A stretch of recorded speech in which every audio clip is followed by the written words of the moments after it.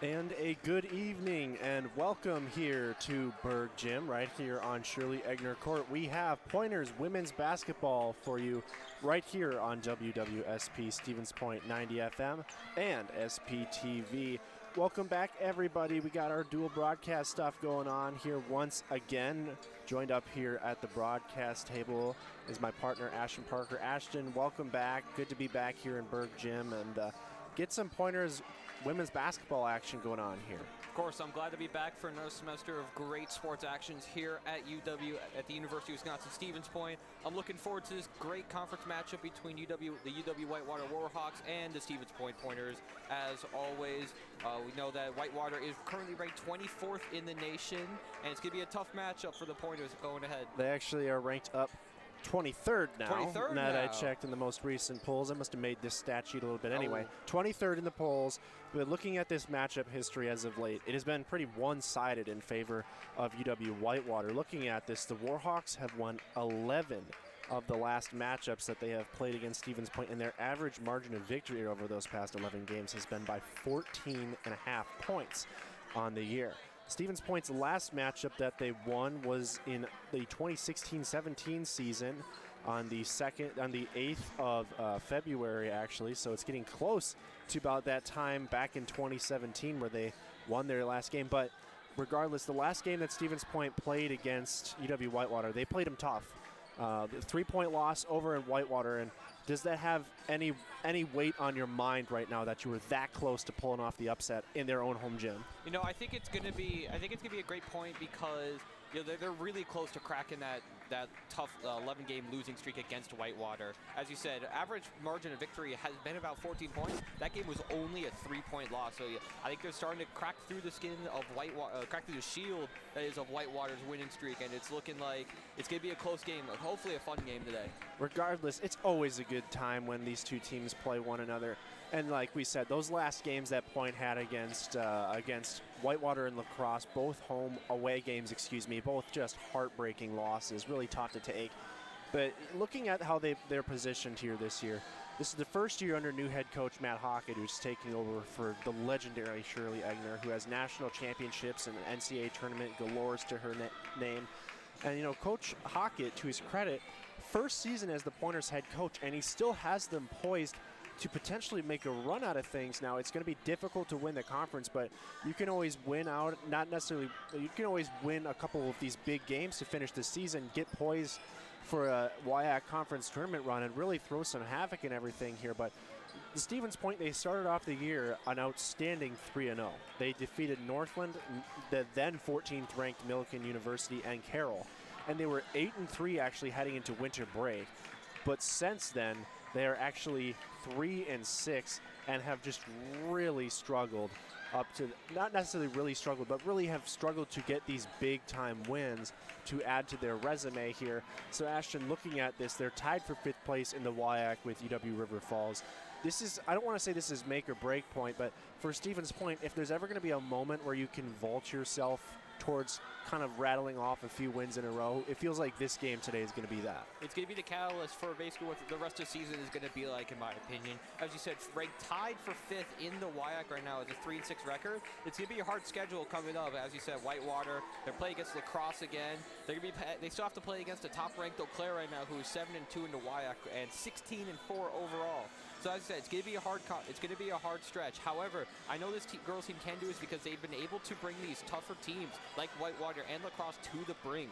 As you said, Whitewater is currently 2nd in the WIAC right now, and they only lost by 3 points away at the same time. So if they are able to grab a win here, I think they'll be able to knock off a couple and make a name for themselves for the NCAA tournament.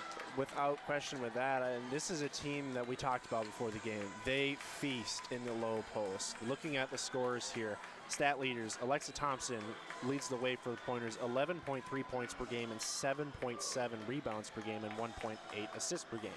Jamie Pfeiffer, she averages about 9.8 points per game, 4.6 rebounds, and 0.8 assists. Gabby Goleta with 8.9 points per game, 6.7 rebounds, and 0.75 assists. Courtney Krieger with 6.5 points per game, 3.5 rebounds per game, and 2 assists per game. And Josie Nice with 6 points per game, 3.1 rebounds per game, and 4 assists per game. We're going to get close here to the national anthem. We're going to let you guys listen in to it here as we approach opening tip here in Berg Gym.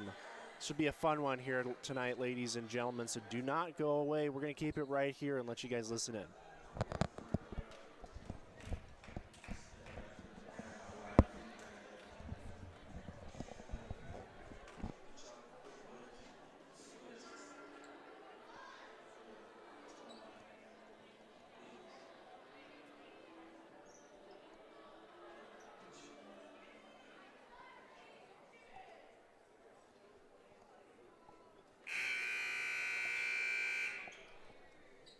Good evening, ladies and gentlemen, and welcome to the University of Wisconsin-Stevens Point and Shirley Hager Court at Berg Gym for tonight's conference game between the UW-Whitewater Warhawks and your UW-Stevens Point Pointers.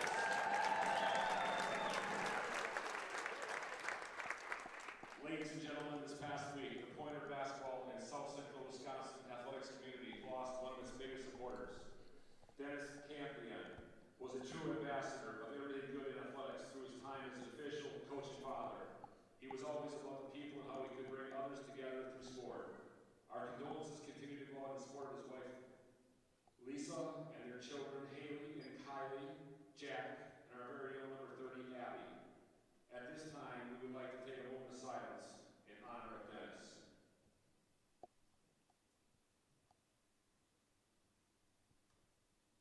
Thank you.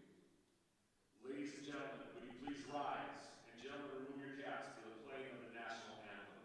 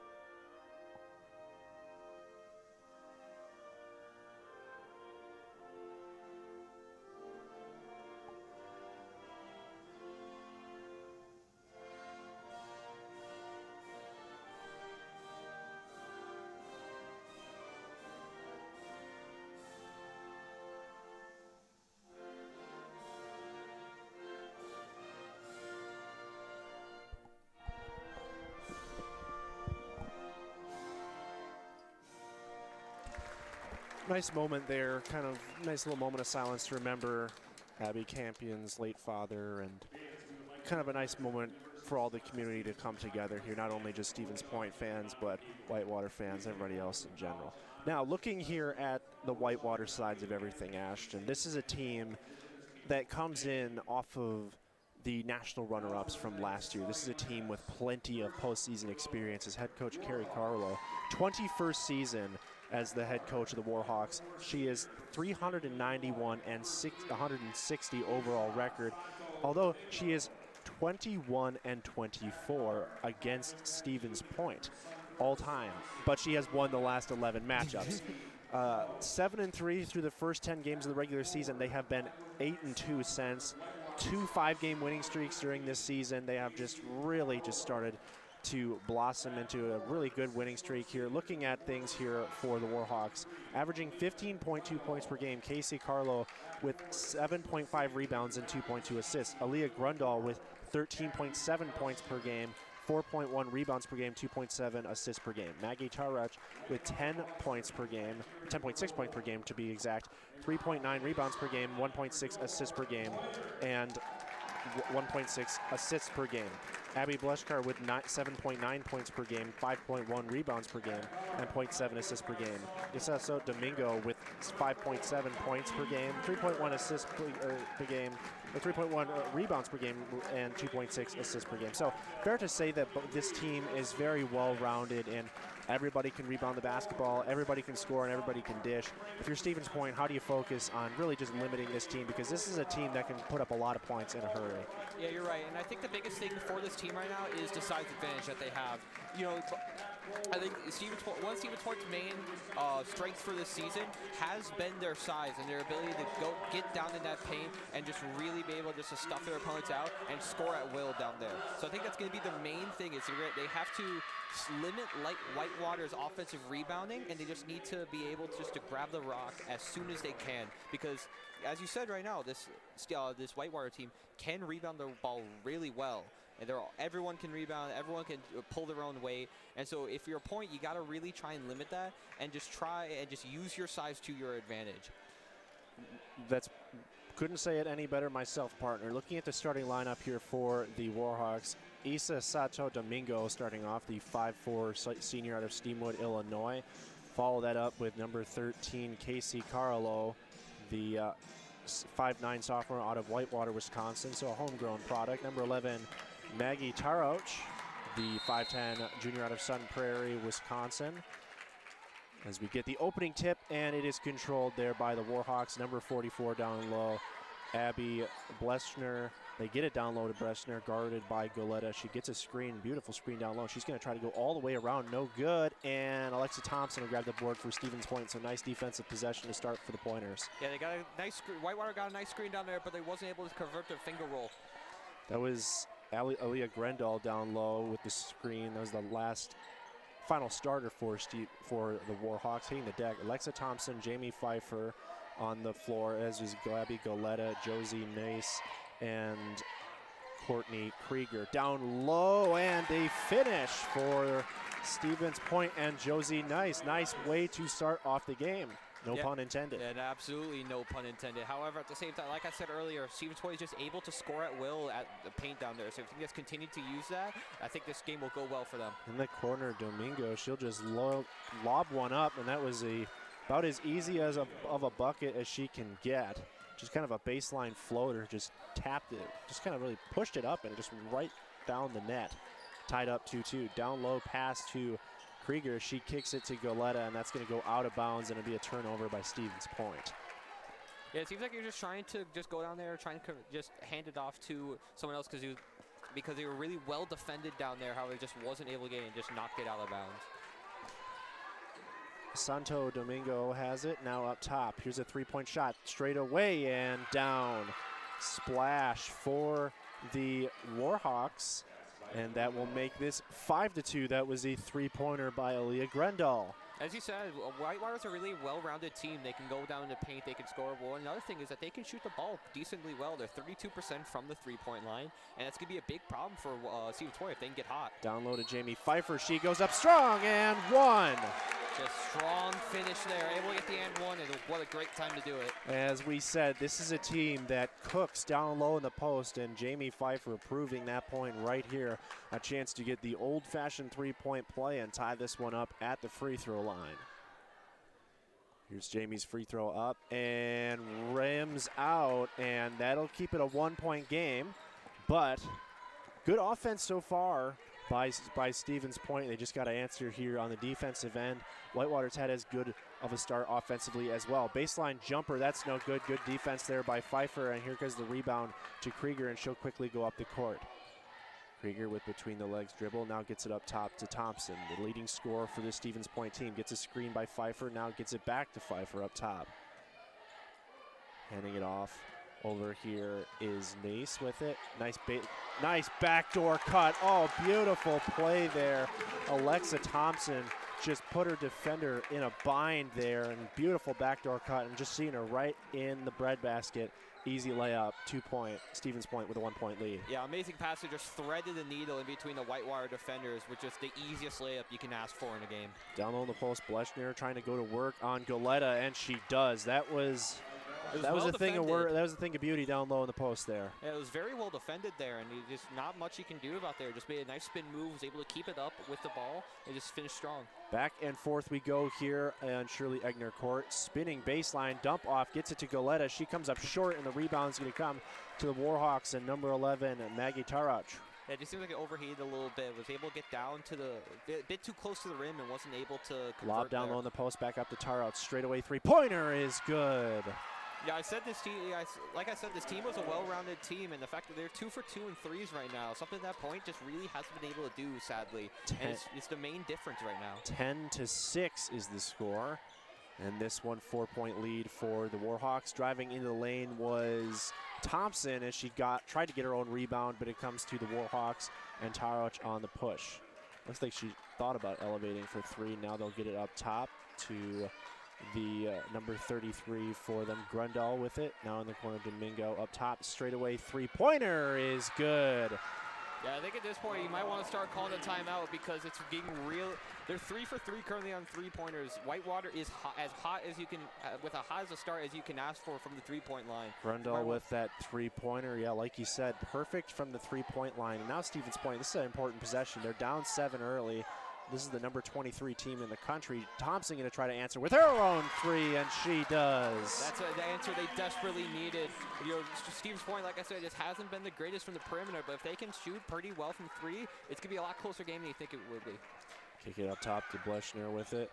Low post presence, not known for that three-point shot. Domingo now with it, guarded by Nice. Up top, here comes the drive, spin in the move. Grendal, hand, oh my goodness. Somehow was able just to throw it up, and it just everything is just falling for Whitewater right now. Spin move in the lane. I think you're right. Maybe if you can't keep the offense humming here, if you're Stevens Point, you're still just down by 6 here. As Coach Hockett calling some signs here from the sideline. Curling around that screen is Gabby Goleta. She's spinning in the lane. She'll just elevate straight away. That's no good. Finds it to the hands of Thompson. She gets double teamed wisely there. Now it goes to Krieger. Got 4 seconds to shoot. They elevate, and that'll be rebounded by Grundall. And here comes Tauch. Driving in the lane. Looked like she picked up her dribble. Here's another straightaway three. That is right down the pipe. Goodness, they cannot miss, and that is going to result in a timeout for Stevens Point. But oh my goodness, Aaliyah Grundall, have yourself a first quarter. Just 4 for 4 from three-pointers right now for Whitewater. It is just an unreal start from them, and the score is showing it right now. It's 18-9. You know, Point hasn't been doing that bad either. I just think some of the shot selections you're taking right now has been a little iffy, especially on that last possession. Number 20 for Stevens Point, Gabby Goleta, yep. Goleta. He just, that spin move into, it seems like there was double coverage mid-range, and he just wasn't, feet never got set and just was short, and that's why they had to take the shot quick. You're absolutely right. A defender in your face is always going to be a difficult situation, especially when you take a highly contested shot like that. But they're down by 9, so it's not out of reach early. Nice timeout, I think, by Coach Hockett as he noticed the momentum was clearly in favor of Whitewater here. But what are the adjustments he's going to be making here in this timeout? I think you need to be a lot more I'd say you get a lot more in their face on perimeter-wise, because you're kind of just letting them shoot from three, I feel, a little bit, being a little soft with near the perimeter. And if they're going to continue shooting like this all night, it's going to be the main reason why they're going to they might lose. But however, as you said, first quarter, only about 5 minutes into it, anything can happen still. I'm gonna speak right here for you, partner. I don't like speaking for you, but if Whitewater shoots the way that they have this entire game, which is not missing in a single three-point shot, this may be a long night for Stevens Point. But not a lot of teams can shoot perfect from beyond the arc as consistently as Whitewater has been doing. Olivia Horrell checks in for Stevens Point as Domingo poked the ball away, but it goes harmlessly out of bounds, and it'll stay with Stevens Point. Yeah, just was able to, maybe it's a blessing in disguise there, because he got caught trapped in the corner, and there's about a couple Whitewater defenders around you. Inbounds pass, Thompson trying to get it in, and she'll just lob it down low, or lob it up top here for Kelly McIntyre. McIntyre gets it over to Nice. Nice now with the dribble. Stevens Point needs a bucket. Krieger with a three-pointer straight away and good. Both teams currently are 6 for 6 from three. No one has missed yet. Big time bucket here. Quickly down the court was Tauch. Down low in the post. They're going to go right up. Good defense there and a travel. Yeah. Great call there. Just going straight up was Horrell, and just shuffling her feet. Mallory Olfason just had good position down low, just shuffled the feet in, results in a turnover. Let's see if Stevens Point can capitalize on that. Yeah, they're going to need to right now if they want to keep up with Whitewater's electric offense. Thompson with it, picks up a screen from McIntyre. Now Thompson one-on-one gets it to Krieger. Thompson now with it up top. No down low post presence here. Now they have to get it over in the corner to Slowick. Elevated shot, defender on it. Kelly McIntyre has it, but she loses it, flips it up in the air, and Grendal with it now goes quickly up the court. Lob pass down low, and that's going to go out of bounds. Yeah, a little high there from So Domingo, and it's just, you know, when I'm talking about shot selection, you know, it's those shots where you just have one person just down low in the corner. They're just trying to do everything themselves. And basketball's a team game, so you can't really do that. So hopefully we can see a lot more ball movement, I feel like. A little bit of pressure applied here. London Alexander checked in for the Warhawks. This is, and you can tell, this is the makings of a very good Whitewater team, is that entry pass down low. And that's going to be a foul. I think they're going to say that is against Whitewater. Casey Carlo, as student section starting to get in it for Stevens Point. You got to love to see that. Good showing here tonight. I was just about to comment that. I feel like this is a really nice showing here from the students. 3 minutes and 20 seconds to go here as the inbounds passes to Slowick, and she'll kick it into lane. Here's Horrell straight away for a three. Is good. I'm telling you, no one is missing from three right now. Not Stevens Point, not Whitewater. It is Stevens insane. Point with their own 5-0 run here. They're down by, or 6-0 run, excuse me. Now a download pass, and that pass is intercepted. And here comes Courtney Krieger and the Stevens Point offense. Krieger now with it. She'll hand it over to Thompson. Getting a screen from McIntyre. Thompson now up top. She lobs it down low to McIntyre. She's going to try to go up strong, but she'll travel. Ooh, tough call there for the Pointers. You get the stop defensively you need once you turn it over with the travel, but you got to like what the team has done here in this little 6-0 run. Yeah, it's a great. I would say it's a great start. One of the biggest concerns I had going into this game was, is Stevens Point can be able to keep up with Whitewater on the perimeter? And currently, they've been on par with them. Sto Domingo gets it over to Grendal now. Over to London, driving in the lane, elevates up, shot short, gets her own rebound. Now one dribble goes up, but gets fouled. Ooh, goodness. I don't know about that, but you got to stick with it. Got to get the rebound, and she gets her own miss. Now the Warhawks. They're going to call it on the ground, though. Yep. They're not going to get free throws. The Warhawks will get a chance to inbound it here. A little confused. Okay, yeah. A little confusion here, as now they're going to get the offense going. Just a lob pass into Grendal. Now into the corner here. Carlo's just going to elevate straight away and hit. Oh my goodness. I don't think in any basketball game I've ever seen, I don't think I've seen this hot of a start from the perimeter from both sides. It's just been, and we were talking about it, and that's going to go out of bounds. So way to stick with it defensively as Stevens Point turned the ball over, as London Alexander got the takeaway, and checking in for Alexa Thompson is Gabby Guletta. But for Stevens Point, you had the beautiful 6-0 run here to get right back in it, and you're still in it. You're only down by 6 here. But this is like a team, like you said, this is the 23rd ranked team in the country, second in the WIAC. This is a juggernaut that you're just going to have to keep within striking distances. There's a little conversation here as one of the referees comes to the scores table and wondering what the call is going to, what exactly the discussion was going to be here. It doesn't look like they really changed. Maybe it was just a clarification or something, but still Stevens Point ball. So inbounds pass here from Horrell, gets it to Guletta, now back to Horrell, now down below to McIntyre. She'll go up strong, no good, and that'll be a over the back foul on Kelly McIntyre. Gotta like the hustle here, but you didn't have good position. You'll get called for that every time. Yeah, I like sticking with the ball there. However, as you said, the position was just a little off, and you called for over back every time. Alexander comes up the court here, hands it off to her partner. That is Tarauch, now back up top, looking to get it down low, and that'll just go through the hand. That's fortuitous for Stevens Point because there was a chance of a wide open layup on that if that pass connected. Yeah, it looked really good if the pass connected, however, a little too much gas on it.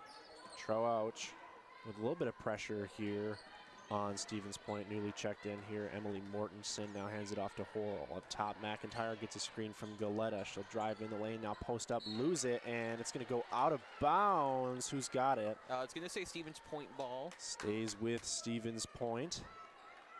Yeah, I think they're saying it just got blocked and no one touched it else when it was going out of bounds. Inbounds pass coming here by Horrell. Now up top to McIntyre to Goleta. Slowick now with it. She dribbles, loses it off her foot. It'll stay with Stevens Point, Yeah, though. I definitely saw that it went off of the foot of a Whitewater defender. However, you only have 9 seconds now, so you have to really use this time as efficiently as you can. Get it in, just try and get a good shot. Yeah, without question about that. 1 minute and 33 seconds to go here. Lob pass down low to Goleta. She'll get it, elevate straight away. No good. Rebounded by Alexander. And here come the Warhawks. Up by 6. A chance to make it 9 if this goes in. And that is their first miss from beyond the arc. And that's going to be a foul on Whitewater going after the offensive board.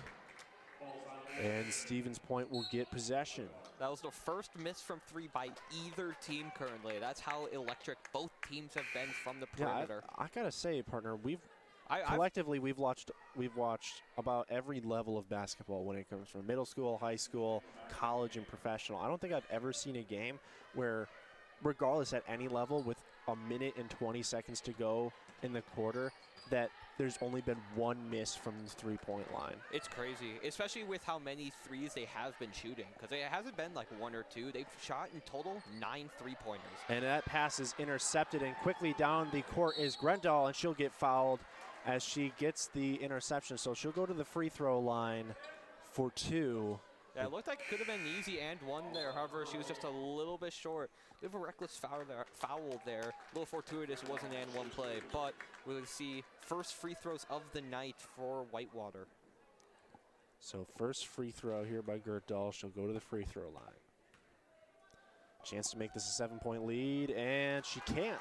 First free throw, no good. Second one here, a chance to push this to a 7-point lead. Is up and also no good. And oh, that very well could have been a foul there on Bleschner, as she really just kind of went after the basketball over the back. So consistency on maybe the calls have not been going the Pointers' way. Good dribbling there, kick into the corner. Ooh, thought about the 3, now driving baseline and trying to hand it off to McIntyre. That was Emily Mortensen. Now getting to McIntyre, not a good shot. And looked like that was potentially an over and back foul there on Gertdahl. A little bit of gas on that pass. Was 18 able to hold seconds on to left. You're Stevens Point, you got to reset here, right? This has just been a hectic offensive possession. Now with it is Nice. 10 seconds left on the shot clock. She's dribbling, got 7 seconds. Need to get something to go here. Josie's gonna spin in the lane. Got nothing, but oh my goodness. She had absolutely no room. Flips it up and in, and we have ourselves a 4-point game. Man, there was not a lot there for that bucket. I was just able to flip it in somehow, and that's sometimes what you need. Whitewater's gonna hold on for the last shot. Baseline J, that's straight away and good. That was a pretty looking play there by Maggie Trowich. Man, that was a rough way to end the quarter here, but that's about as good of an offensive set possession as you can get there. My goodness. It's just Whitewater, in turn, Stevens Point has just had an amazing start in terms of the offensive side of the ball. But as I said earlier, both teams in total shooting 8 for 9 from 3-point land right now. Stevens Point 3 for 3, while Whitewater is 5 for 6. I'm not expecting this to hold up at all. However, it'd be interesting to see who keeps up that momentum, because that's going to be the key to this game. Now, looking at leading scorers, I mean, Aaliyah Gruddahl, she's got 11 of the Warhawks' 23 points, and she's 3 of 3 from beyond the arc. So not only is she doing it from down low in the post, but she can score from beyond the arc, and that is about as difficult of a guard for any defensive player as there is out there.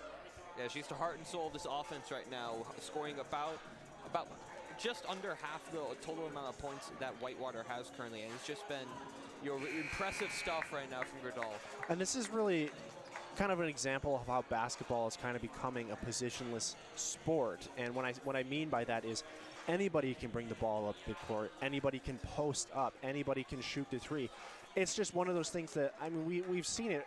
It kind of started to change. Basketball started to change here in like the early 2010s, 2012 era. And we're seeing all these different aspects of the game change here. And just every player on this Whitewater team can take the ball up the court. Pass is almost poked away now. Thompson gets an open look. She can't hit it. And skying for the rebound is Alexander. And here come the Warhawks. quickly racing down the court and now slowly backing out. Good closeout defensively there by Thompson. Down low pass, getting it down low. Oh my goodness, that looked like for sure a carry, but they're gonna say it was a bobble. No travel. That for sure looked like Blushner definitely traveled with it. Now Charouch with it. She'll drive, curl around, kick it up top to Domingo. She thought about elevating a three, now gets a pass and just shovels it out of bounds. And they're going to say it was off the fingertip of a pointer. These interesting calls here right now. First there was that possible travel, and now they're saying it's off of Stevens Point. However, because it did not hit the rim, we have only 2 seconds on the shot clock, so Whitewater needs to throw it up immediately. It's a catch and shoot situation. They're just going to lob it down low, and they're not going to get a shot off, so that's going to be a shot clock violation. Great defense there by Stevens Point. It almost looked like she tried to get a foul there, see if they were able to draw a little bit of contact. Was not able to do it, so great defensive possession there from Stevens Point. Pretty good acting as well on that part. But nonetheless, Stevens Point gets the stop. Now get it down low to Pfeiffer, and she'll go up no good. And defensive rebound by Gertel. And here comes Charouch on the push here for the Warhawks. Quickly racing up the court, and she doesn't get it. And the offensive board and put back by Belschner makes this a 8-point game. Nice play there. Yes, Stevens Point really cooled down on offense, and they just need to be able to find these good shots again so they can able to keep up like they were in the first quarter. Get it down low to Galetta. She's open and no good. And that's going to be a foul on top of it. Man, there was an open look there. Maybe utilize the shot fake and go up strong. Maybe there was also a foul that could have been called there. This just really feels like, and you don't want to sound too homer here, but it just really feels like these calls have not been going the way of Stevens Point here to start. Yeah, I definitely feel like it's been a little one-sided. However, it's been that case of you just can't miss those shots. You were wide open, you just shot it strong, so you just need to knock those down if you want to keep up. Down low, Belschner now faking three. Yep, yeah, she was going to travel it all day. Yeah, if they would have missed that call, I would have been starting to say something. Coach Hockett was right in the ear of the referee, so there was just no way they were going to miss that one. And a little antsy there by Domingo. Looked like she was going to take the three. Just couldn't decide whether she wanted to pass it, to hold it. She holds on to it. It's a turnover. Stevens Point has a chance to cut into this 8-point lead. Thompson gets a screen by Pfeiffer. Now it's up top to Galetta. Getting it over to Krieger. Driving a baseline. There's nothing defensively. Man, this is just an outstanding defensive team in UW-Whitewater. Whitewater has just been clamping down on all of the Stevens Point players, and it's just been insanely impressive. They haven't been able to find their main strength, which is good open paint shots. Thompson gets it in there. 7 seconds on the shot clock here. Thompson now with it. She's got to elevate it. Gets the down low to Pfeiffer. She gets it straight away. Jay, that one's going to be no good. Air ball right over the rim. And here comes the Warhawks the other way. Harlow with it. She's going to try to post up. Gets in the lane. Oh, it looked like maybe she traveled with that. Now down low to baseline. Turnover. Spin move. That one's an air ball as well. So trading air balls on both ends. Oh, beautiful run of the court by Galetta. She stops, goes up and in. Was able to find a basket there somehow. Just sandwiched between two Whitewater defenders, but was able to find a basket, and that's the points that Stevens Point needs right now. Absolutely. Down by 6. Ooh, thinking about that three was Carlo. Now she'll drive in the lane. Back up. She will take that three. That one's back iron. No good. Rebounded, and it finds its way to Thompson. Fighting for it. Now they get it to Krieger, and a foul called. Yeah, I was able to pass it out just real quick and was able to draw contact. So it's a foul from Whitewater. And there's a part of me there. I don't know exactly what it was, but I thought it could just be me as well. I thought it was just a long two. However, missed it anyway.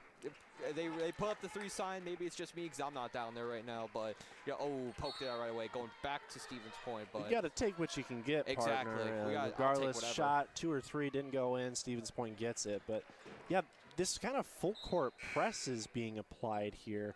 As checking into the game is Renee Rittmeyer, but the full court press.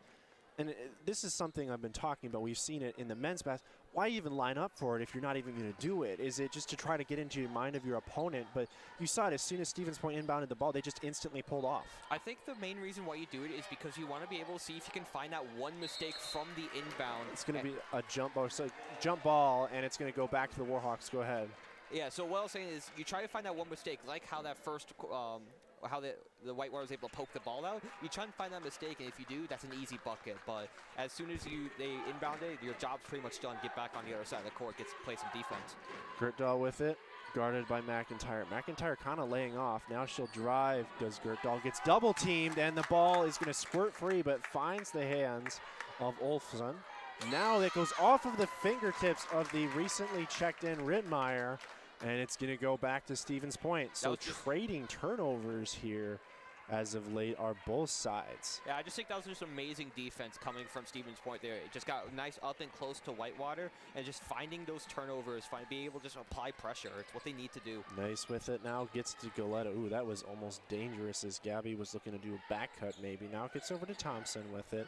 She'll drive into the lane. Got a defender on it. She'll flip it up. No, but a foul. I thought maybe they were going to call a charge. Looked like they were in the cylinder, which is, you know, going to be called a blocking foul every time. So I don't know if that was what the official, yep, it's going to be 2 free throws here for Alexa Thompson. And substitutions, Glowick, excuse me, and Mortensen checking in for the Pointers as Krieger and Nice take a seat. Here comes first free throw here by Alexa Thompson to make it a 5-point game, and she does. Free throws are the most important part of the game, in my opinion. It's the stuff that shortens down leads. And with a 6-point lead right now, if they can make both of them, that's one possession right there. It's massive stuff. Second free throw is up and good. You know, Thompson also solid free throw shooter, 77% from the free throw line. So being able just to consistently knock those down is such a huge boost to the overall team's offense. In the corner, Charouch with it, trying to get it down low. Now they can't get it up top. Now it's in the corner to Domingo with it. Get it back up top to Gertdahl. Maybe that was a pass that looked like it could have gone elsewhere. Now up, ooh, just mishandling. That looked like it was going to be a 3 straight away.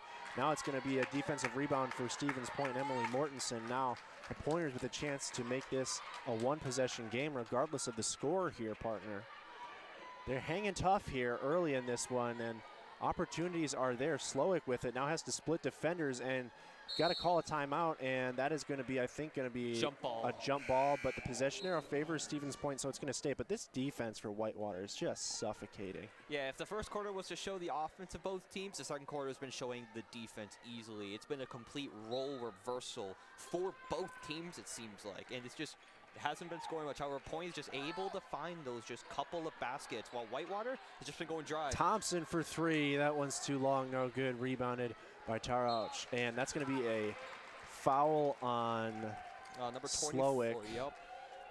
Ooh, that was kind of a nickel dimer there, and it's going to be an inbounds pass. I really don't know about that one. That's not the scenario where you need to take that foul. Yeah, I guess so. I guess so as well. I kind of agree with you. However, I don't really think there's any sort of harm that comes with it. It's been a relatively clean game in terms of fouls, I should say, and it just hasn't been that much going on. So I think just one foul there helps. Fake the handoff, and that's going to be a travel all day. They're starting to Whitewater. I don't know if they're starting to slip up a little bit in terms of execution, but there's just been those couple of movement steps afterwards has been the killer for them. That's 2 baskets right there that could have been points.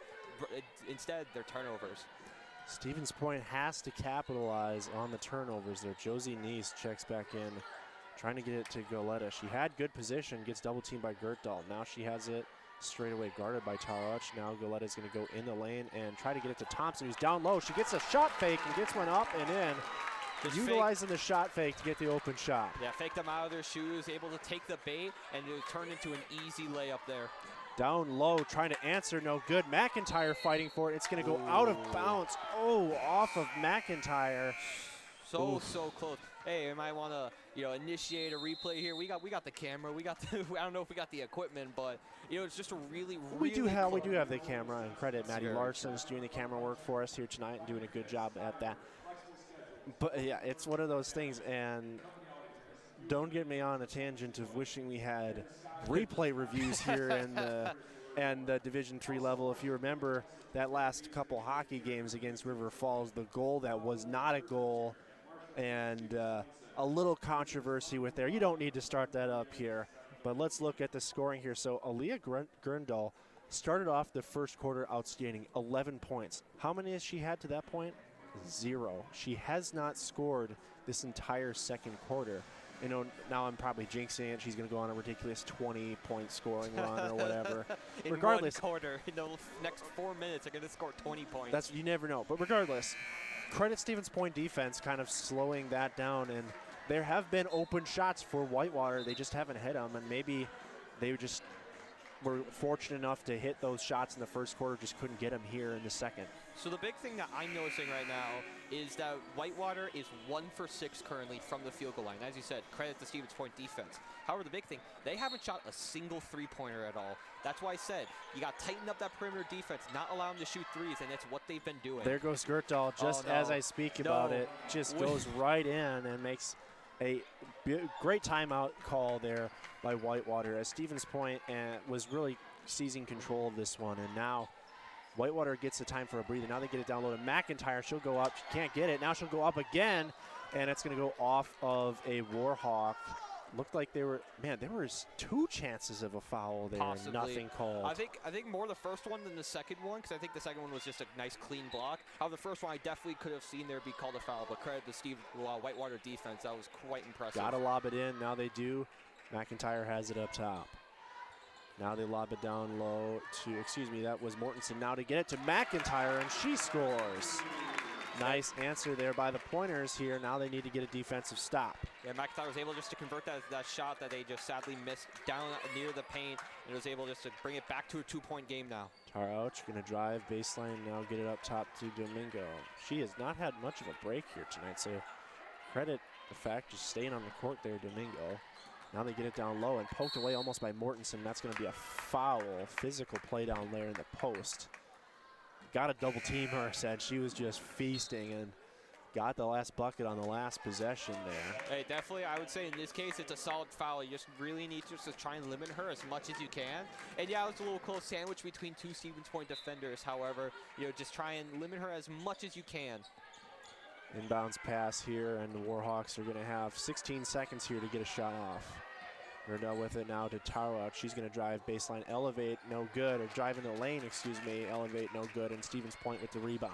Just too strong off the glass, and Stevens Point was able just to box out really well. And now it's your chance to tie up this game. Here comes Thompson on the drive, open shot. That's straight away, no good. And rebound here by Tarauch. Ooh, rough. Stevens Point could have tied this one. This gym would have kind of started to light on fire. Down low pass and just airmailed it out of bounds. The big thing the biggest killer that I think I'm noticing right now from Whitewater is the fact that they aren't able to convert those backdoor passes. That's like the 3rd time now that Whitewater has tried to get a pass down low, and it's either been too high, too fast, or it's been too slow, so a Stevens Point defender knocks it out. So Coach Carolo calls a timeout for the Warhawks.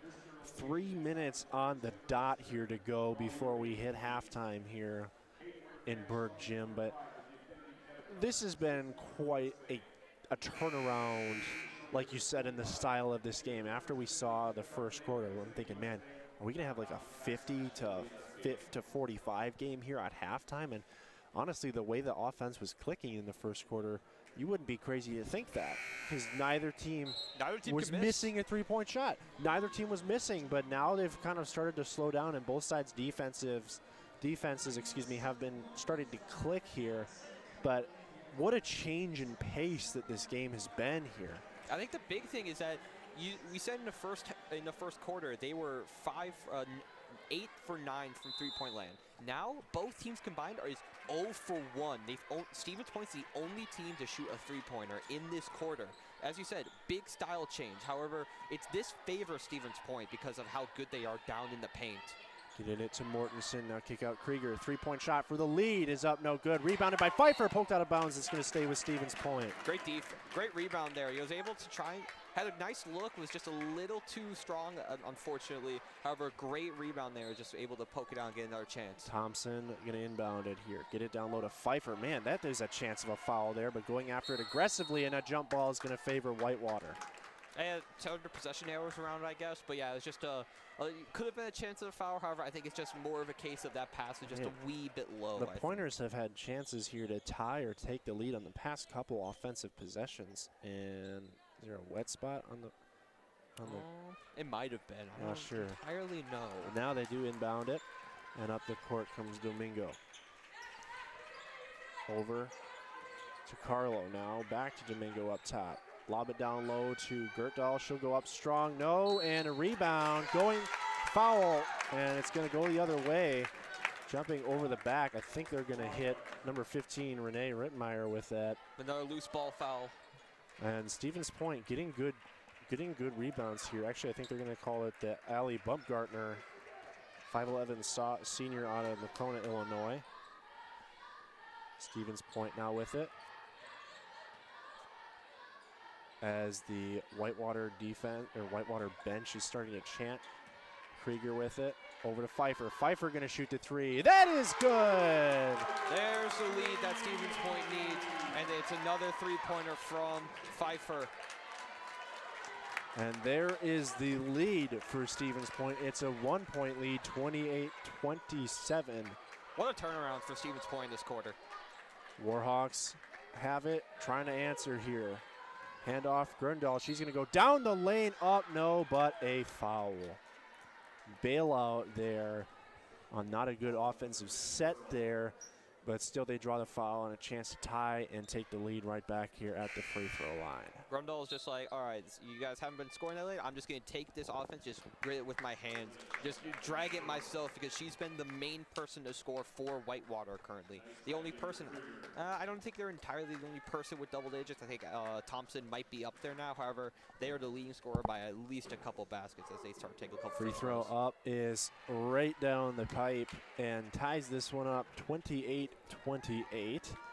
1 minute and 42 seconds to go here. Second free throw to take the lead is up and rattles home. That's a big thing. In the first quarter, Grundahl missed both of her free throws. So if she would have made one, it would have been a 3-point lead for Whitewater. However, 1-point lead, Stevens Point has a chance to take this lead back. Nice with it up top. Gets a screen from Pfeiffer over to to Goleta now has to grab it as that pass really squirted away free. Now get it down low to Nice. Nice got to elevate. Domingo gets it off of her fingers out of bounds. Minute 16 to go here. Only 4 seconds on the shot clock. Stevens Point's got to get something quick here. Inbounds pass here coming. Thompson going to lob it into Goleta. She gathers it. One dribble goes up and hits. There's a nice shot there. Was able to find just a little bit of room that they needed, and just a nice mid-range shot to take the lead right back. Quickly down the court. Tarauch gets it over to Grundahl. Now driving, and that's going to be a charge all the way. Call that every time. Just able to get the feet set. Looked like, especially from our position, partner, she just extended that forearm a little bit to get separation. I absolutely agree. Inbounds pass here from Thompson, going to come to Josie Nice, and the pointers are going to go the other way here. 57 seconds to go. Goleta with it. 1-point lead for Stevens Point, looking to try to take the halftime lead against the 23rd ranked team in the nation. Pfeiffer with it, gets it to the cutting Goleta. She loses it, now goes up again, and that's too strong, no good. Tarauch with it. Here come the Warhawks. Chance to retake the lead with 36 seconds to go here. Carola now driving in the lane, up no good, but a foul. Oh, a little unfortunate there because there's 31 seconds left. You wanted to try and hold them a little bit so you can try and get last possession at least. However, in this case, Whitewater gets 2 more free throws to try and take this lead back. Carlo, a chance to tie it up here. A little discussion. I think it was just trying to say who. At the scores table, yep. First free throw up and good. Makes this a 30-30 game, and the second one is up and good. 31 seconds to go here. Inbounds pass from Thompson to Nice. Here comes Josie. A little pressure here. I'd say definitely just try and burn as much shot clock as you can right now. It's only 19 seconds left, and it's a 1-second difference. And that's going to be a turnover on Stevens Point. I think probably one of the worst times you could have had a turnover. You had possession for another 14 seconds for pretty much the rest of this court half, and just give it up with a turnover. It's really unfortunate. Chance to make this a larger margin of their lead here at halftime if they're able to convert. Taroch gets a wide open look for three. That's at the front of the rim, no good. And it's gonna not go out of bounds, and that will do it here for the first half. So Whitewater with a 1-point lead at halftime, but Stevens Point with a nice comeback here to be hanging around tough here with the 23rd ranked team in the country. This has been a good game so far, partner. I would say, I'm going to say an absolutely dreadful quarter offensively for Whitewater, only scoring about 8 points in that quarter. They had two, just to illustrate, it is a 31-30 game in terms of Whitewater. At the end of the first quarter, it was 23-17, so that quarter was just the biggest turnaround in terms of just style I've seen in a basketball game. Well, with that, we're going to send it to a halftime break here on 90 FM. We'll send it to the studio for some music here for just about 15 minutes, and then when we come back, we will have we will have second half action. See, I like to mix words together and make new words. Second half action here, right here on SPTV and 90 FM. So don't go away. We'll be back in just about 15 minutes.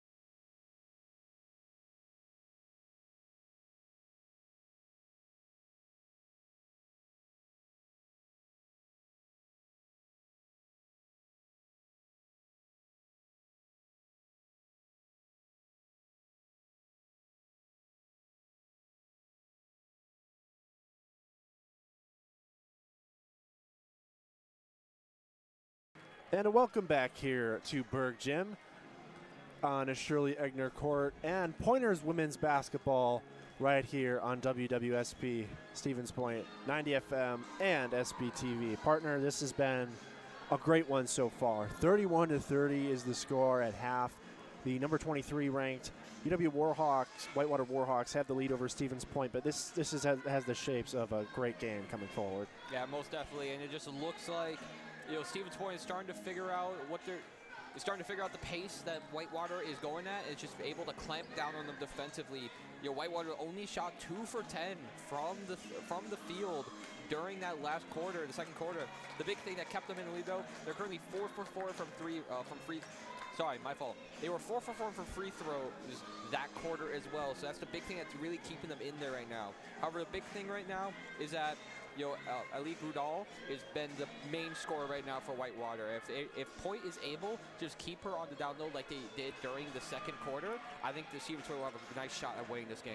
They definitely got to be happy with how they're playing in this one. This was as close of a game in the first matchup as the Pointers had against the Warhawks, which was a 55-52 victory for Whitewater. The Pointers are looking for revenge. The revenge tour to finish things off. They got lacrosse coming up. That was another heartbreaking loss. But here we go, the beginning of the second half. And partner, this first 10 minutes here, I think, is what's going to set the tone here. If Stevens Point can hang around and take the lead here and going into the fourth quarter, they're going to have a very good shot at coming away with a victory here tonight. I agree. If they can keep it like they did in the second quarter, I think they got a really nice shot as well. Inbounds pass as Krieger has it for Stevens Point. Pointers are looking for the lead. Krieger has to get it to Galetta. She thought about a three, now rifles it down low to Pfeiffer, who puts it in for the lead. Pfeiffer's really just trying to take this game into the Stevens Point favor, and they have the lead right back again. It's been really close, though, so Stevens Point needs to get a nice defensive stop here. 32-31, Stevens Point, and down the lane. No shot on the foul, but I think they're going to get the Pointers for a hip check kind of foul. I think so as well. Ticky-tack, but it's called. 9:35 to go here in the third. They're going to call it on Jamie. Inbounds pass comes, and Grindal going to go right down the lane and nothing doing. No call there. I'm very surprised there's no call at all. But they were able just to let her play, get the rebound. Now Stevens Point. Thompson wide open for three straight away is good. Stevens Point three-point shot continues to be on point this game. They're 5 for 7 currently. And now Stevens Point has the largest lead that they have had all night with a 4-point lead. Tied for their largest lead. Is it? Yeah, with 4. But Stevens Point has the 4-point lead, 35-31.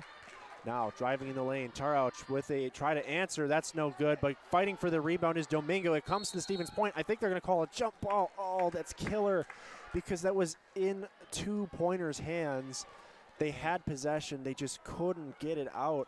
And it's going to be a jump ball and stay with the Warhawks. If they can get a bucket here, circle that point in time, partner. That was a big play. Yeah, it was a big play, big mistake there from Stevens Point. However, if they're able to stop them again, just hold them to hold them to nothing, basically. They're able to get something, and there's a charge right there. Belcher gets called for the charge, lowering the shoulder almost. Stevens Point just able to keep the discipline. It was able just to fall down off the contact and call a charge there. Big call there, big play from Stevens Point. Here comes Krieger, getting it down low to Pfeiffer, trying to go at it again. She flips it in for 2. Jamie Pfeiffer has just been absolutely electric all night. It seems like she's been one of the biggest impact players in this game. And Stevens Point has a 6-point lead. 7-0 run here to start the second half, and that is a nice answer there by Belcher as she puts one in for 2, and it makes this a 37-33 game here. Thompson going to get double teamed, finds his way to Nice. Now Josie's going to drive down the lane, elevate up, short, no good, but a foul. Oh, a bit of a late call there. However, she was able just to get a mid-range shot. Seems like that she missed number 4, Courtney Krieger. She was wide open near the bottom of the basket. However, able to get a call and 2 free throws right now for Stevens Point. First free throw for Josie Nice. Up. And good. Absolutely pure, nothing but net. Second free throw coming for Josie. Chance to make this a 6-point lead, and she does. Back at it again with a 6-point lead, and Whitewater is going to start inbounding it in, see if they can answer now. All right, we got Whitewater number 13, Casey Corlo. Carlo with it, partner. Thank Thank you. As Domingo's going to take it up the court for the Warhawks. Down by 6 here. What does Whitewater do here, and how does Stevens Point combat that to keep this lead here? Yeah, what Whitewater needs is just to heat up on offense. They've been cold ever since that first quarter, as there's another defensive stop there from Stevens Point, and it's just been amazing. And Sorry, there's a they're going to tee up Carrie Carlo. Tee him up. Oh, I thought it was a timeout. No, there was a tee up, yeah, and Carrie Carlo was on the sidelines. It looks like the referee just wasn't taking it. I mean, Carlo was kind of giving it to her as she was going up the court, and so that's going to be 2 technical free throws here for Jamie Pfeiffer. And man, that what a big moment for Stevens Point. First free throw up, no good. You know, it's been. Jamie Pfeiffer hasn't been the greatest from the line recently, and it's weird because she's one of the better free throw shooters on the team. Second free throw up, and also no good. She hasn't just been able to knock it down, and that could be a big play, because that could have been an 8-point lead and possession of ball. However, got 6-point lead. Momentum's on your side currently if you're Stevens Point. Yeah, so but a lot to look forward to. Technical foul free throw. Oh my goodness, that's yes, you get the ball back, but like you said, 2 free throws and potentially a 3-pointer. And yeah, Jamie Pfeiffer currently 0 for 3 from the line, so those are 3 big points you could have had. then like you said, partner, free throws are what win and loses games, and a wide open backdoor cut, and Pfeiffer just wasn't looking for it. Great look there by Josie Nice, but just weren't looking for it. It was a one-sided connection there, and if the other person just picked up, it could have been something special. But Whitewater with the ball back, itching for a score here. Down low is Baumgartner. Now she's up top, looking to try to get it down low and fighting for the ball, as it looked like that was almost intercepted, and putting it in much after the whistle there was Grindal. I think so, yeah, and it was just great defense there from Gabby Galittle, and it was just amazing. It just got drew a little contact. Grindal gonna beat Pfeiffer down low, and a blocking call. Man, a little bit of acting there also after the play, as Carlo maybe gonna try to draw a foul. Interesting ending there, but we got 2 free throws coming for Whitewater. First free throw by Grindal is good. She has that really, I don't want to say it's weird, but it's a unique free throw because it hits the front of the rim. So it looks like coming out of her hand it's going to be short. This one, she gets good arc on it. I think the thing is, I think you made a great point. It's very linear. She gets almost no arc there. As the Domingo was really going into Josie Nice coming up the court. Nothing doing. She's playing really good defense there is Domingo, and they're going to lob it down to Thompson. Shot fake, going to go up strong. No good, but a foul. Yeah, 2 free throws from Stevens Point now, and it was just really aggressive defense from Domingo. From one side of the court to the other, they're just able to find a nice pass and able to draw contact. I will say you most likely heard listening in or watching this broadcast here either on 90 FM or SBTV. Stevens Point fans not exactly happy. The Pointers also did. Thompson or Josie Nice maybe got away with a little bit of shove there at the later end of that, but nothing called. They're letting them play, and here comes the second free throw. Up and good, as Alexa Thompson cashes in the 2 free throws there. And here comes Domingo with the basketball over to Tara Couch. She's going to drive to the top of the circle, kick it over to Carlo. Now it's down low.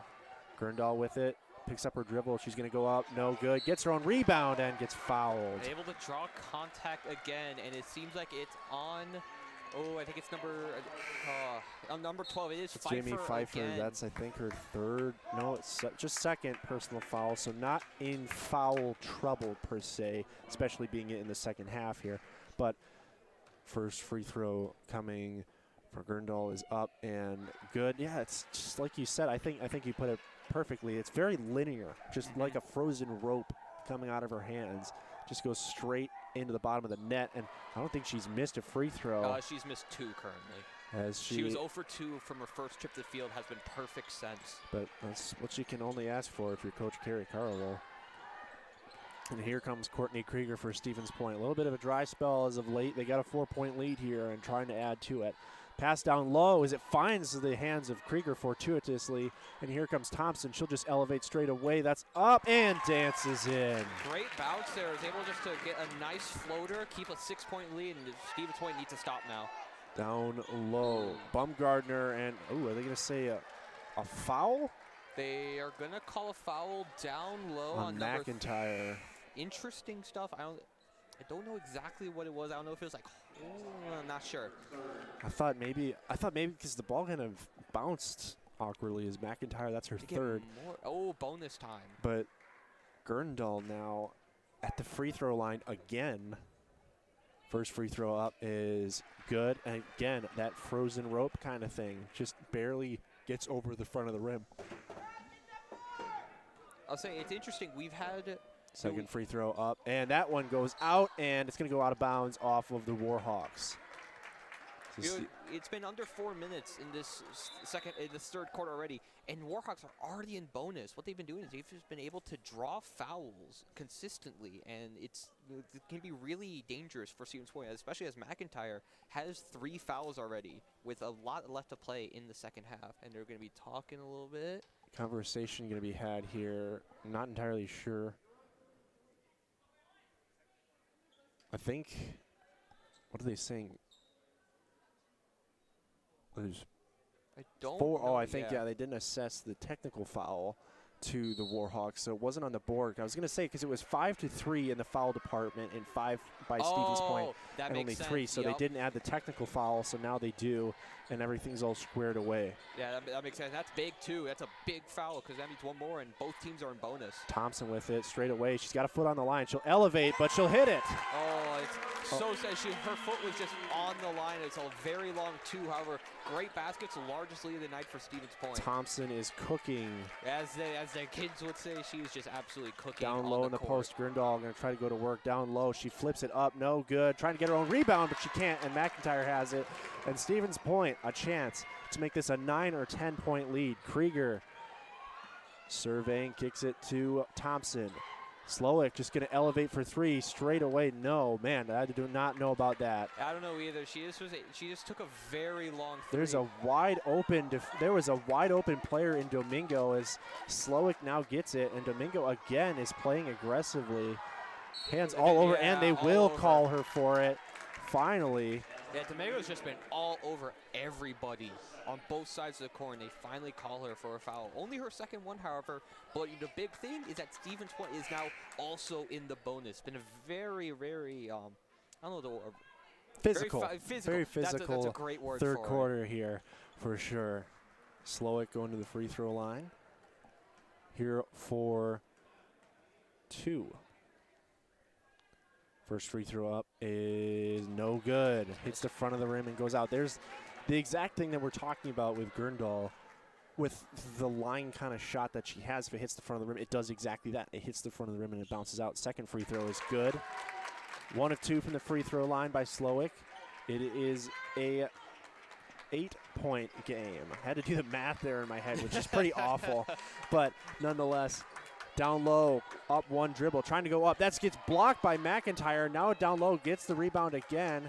Carlo with it, now guarded by Slowick. Calling for a screen. Gerndahl comes with it. Going right under it is Slowick. Now driving in the lane. Oh, my goodness, they're going to call a foul late. They're going to call it on Thompson. And I don't know if I necessarily agree with that call there.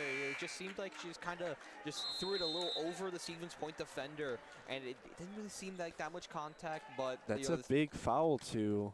If I think they don't have the right, unless they give it to Slowick, which would be not that that's a good point. It'd be big for them because Alexa Thompson has been on fire so far this second half. It would be big for them if they're able to hold on, or excuse me, if they're able to assess it to Slowick as opposed to Thompson, who's playing really well. if that was the case, then Thompson would have 3 fouls, which would kind of put them a little bit in trouble. That's a good point, because we have both Thompson and Solik on the field, and up here you don't really know who's going to be what way the ref is going to point the fingers with the 2 and the 4. So I thought it was going to be on Thompson, however, it seems like it's going to be on Solik. So that's a very big call there.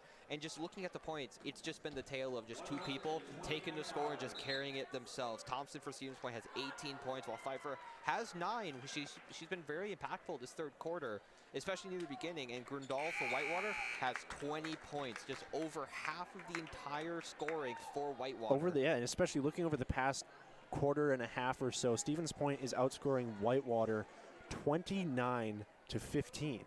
It's great stuff here from Stevens Point. They're able to take this offense and just turn it in their favor as the first free throw for Whitewater goes down. It's just been a really interesting shift. Carlo with her second free throw up and coming. It is up and good. So 2 of 2 from the free throw line makes us a 6-point lead. Inbounds pass quickly here. And now playing off is Domingo. I wonder if she was doing that, just seeing, am I going to get called here if I do this? Now she does get called. I'll say for a while she wasn't, so hey, down low McIntyre, the ball is poked away and keeping it inbounds. It's going to go off a Warhawk, and it'll be Stevens Point basketball. Yeah, it looked like it went off the Warhawks' foot there, and it's just able to keep it in. It's very fortuitous because they were just trapped in that corner. Inbounds pass, gets it up top to McIntyre. She has it, now she's driving in the lane. Double dribble, not double dribble, almost.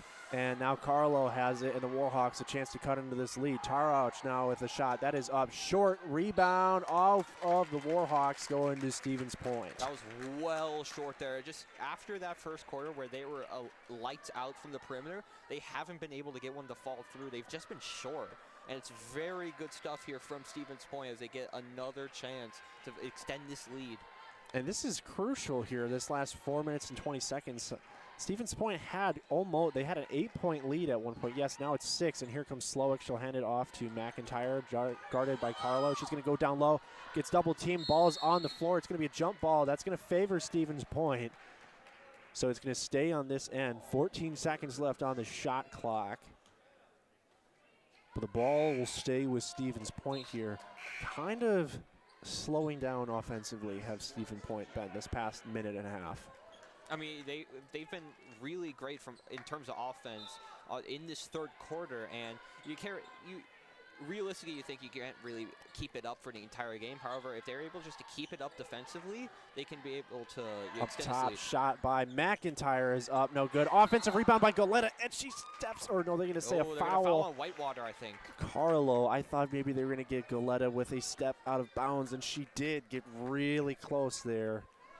But that is going to be free throws for Alexa Thompson. Oh, boy, here we go again, now near the sideline. But Coach Carlo still arguing with the refs. He's saying one more tech and you're out of here. It's true. First free throw up and good. Thompson has been lights out from the free throw line, and it's been big. Big for Stevens Point. And like you said, fundamentals are what win you games, and especially in basketball. It comes for free throws. Second free throw for Thompson. That looked short, going right out of her hands. And the rebound to Carlo.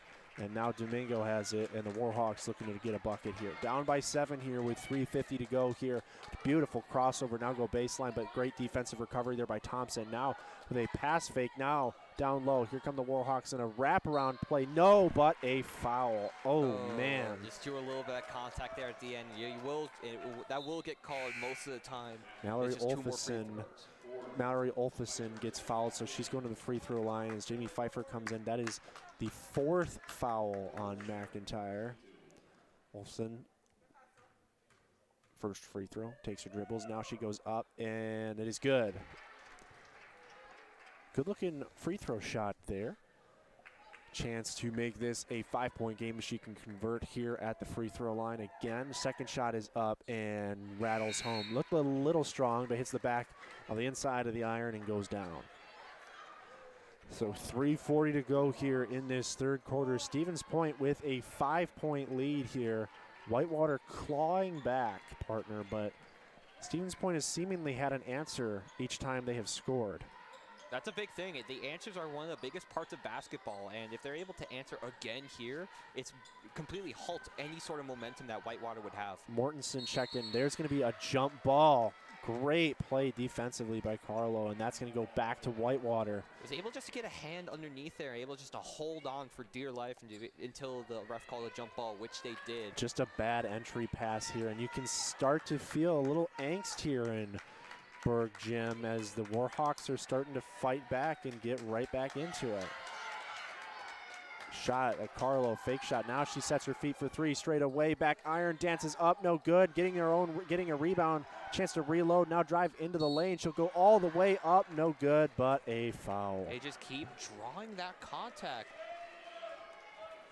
So Carlo goes to the free throw line, a chance to make this a 3-point game if she can convert both. First one is up and hits the front of the rim, but still goes down.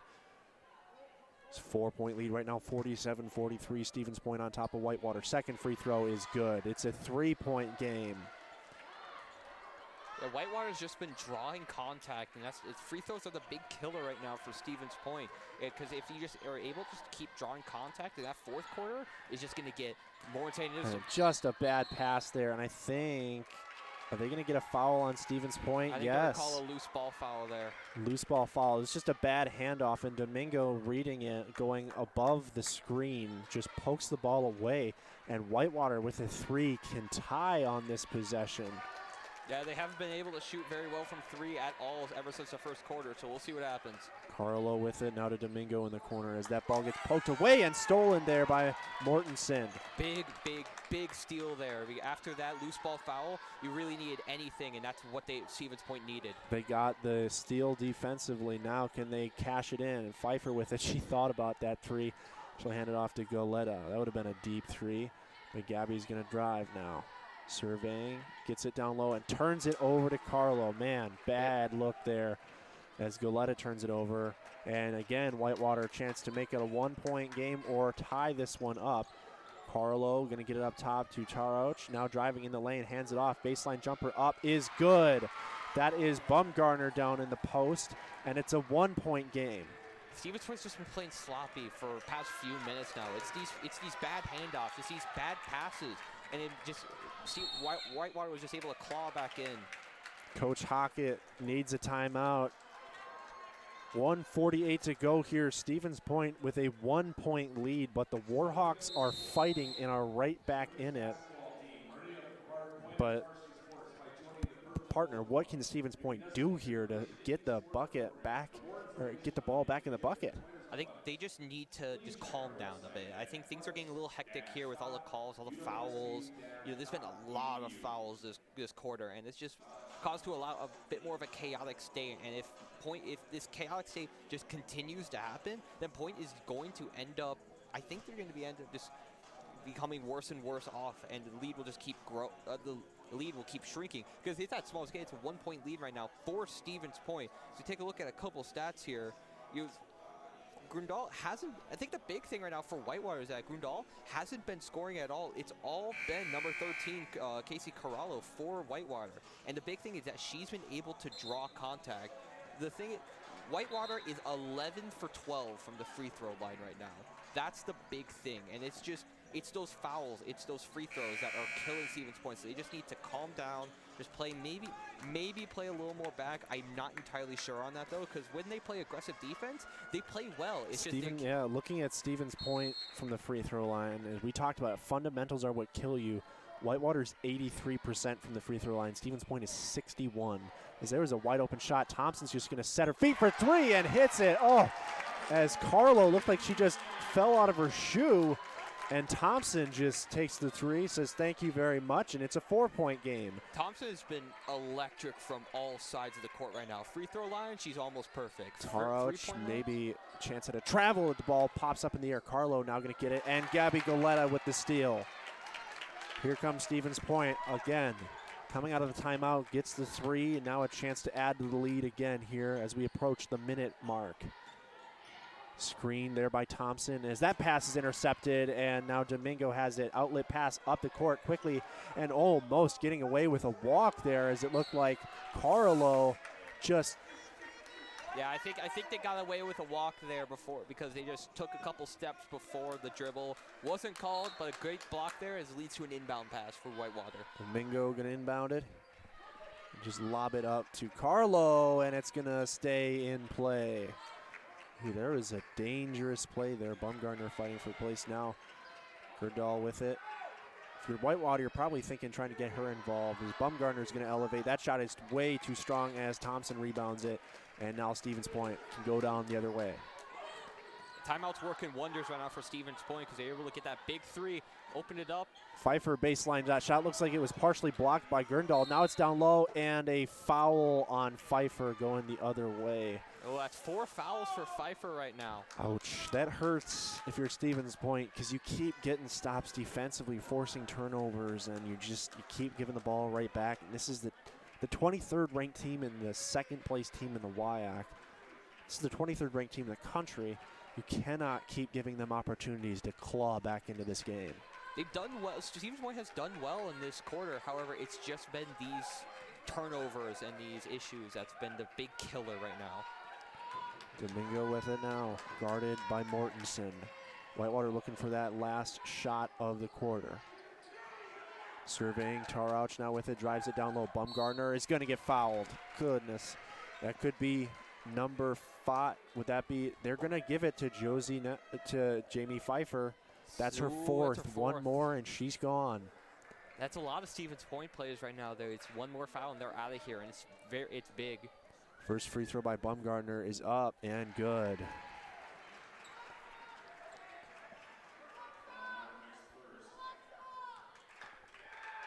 Second free throw upcoming is up and rattles home. It's a 2-point game here with 4, 3, 2, 1. The chance to get a shot away, and they do. It's up and short almost. But Stevens Point with the 2-point lead here going into the fourth quarter, partner. I was going to say if Stevens Point can have the lead after 3, it gives them a chance to win the game. They're in position here, but Whitewater certainly with the momentum here. There have been some key points in this one, though. We talked about it. Fundamentals, hitting those free throws. 2 technical foul free throws that Stevens Point had, and they missed both of them. Those are big, big moments that if you're Stevens Point, you need to hit. I absolutely. It's like my dad once said, free throws are the most important shot in basketball. They're literally free points. That's in the name, free. And if you aren't able just to sink them down, then that adds up. As you said, Stevens Point right now is 8 for 13 from the 3-point line, while Whitewater is 15 for 18. 11 for 12 in that quarter in free throw. I think I'll say these are outdated stats. I think it's even more. 13 for 14, 17 for 20. It's just been a free throw city right now for Whitewater, and it's the reason why they're still in this game. 2-point game here. I will say, I'm still not complaining. It was good stuff there from Stevens Point. They're able to claw back after a 6-point deficit after the first quarter, and they do have a lead right now getting into this fourth quarter. And like you said, if they have a lead in the third quarter, that after the third quarter, that gives them a chance to win, sets them up for success.